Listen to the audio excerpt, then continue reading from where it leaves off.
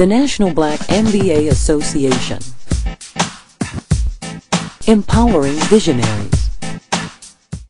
My commitment story has to do a lot with this box in my journey. I'm an author and a speaker and an agent for social change. I'm a globetrotter, trying to get people to recognize the value of play every single day and to really, truly recognize how play can be transformative. So inside this box, I have probably the most important icon from my life, and it's this little ball. Now, it's not just any ball. This ball is 28 years old. I gave this ball to my son when he was born 28 years ago in hopes that he would learn all the same lessons that I learned from a ball just like this growing up in Philadelphia. I learned courage from this little red rubber ball. I learned discipline. I learned how to sacrifice. I learned how to deal with disappointment.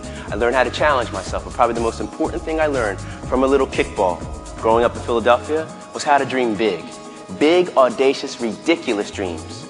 So in order for you to understand why this ball was so important that I passed it down to my son, he then passed it down to my younger son, and then in turn shared it with my stepdaughter, I have to take you back to my childhood.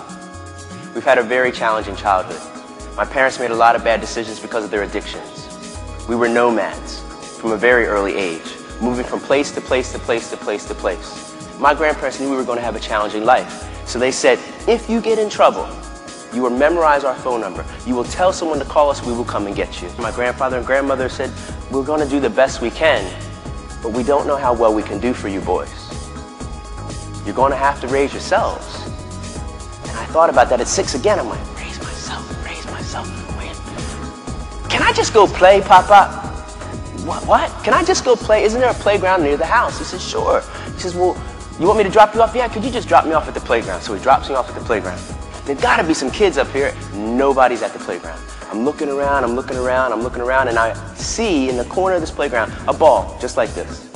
And I go walking over to the ball and I pick it up and I start to bounce it. And I start to bounce this ball and I start to think about everything that I've been through. What's going to happen to us? Are they going to kick us out of the house?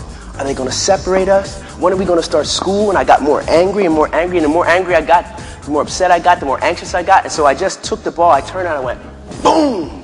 For whatever reason, I just felt like I had to go after that ball. I noticed something. All that worry, all that concern, all that noise was gone. I said, I'm doing that again. So I turned, I said, I'm going to get it in 9 bounces this time. Boom! And I waited and tore off running. Okay, now 8, boom, 6, boom, 5. And I started playing this game. I got so engrossed in it, I didn't notice the kids from the neighborhood had come up, but they've been watching me. All of a sudden I hear that, what are you doing over there? I'm like, I'm just playing, come over here. And I walk over really sheepishly, and the kids say, listen, you want to play with us? You're welcome to. And little did I know that my love and passion and that community that I got welcomed in would turn into my lifetime chase. If you don't have a red rubber ball, why are you getting up in the morning? It's the difference between existing and living. Your chase, your passion. See, that metaphor, that ball about the chase can be anything.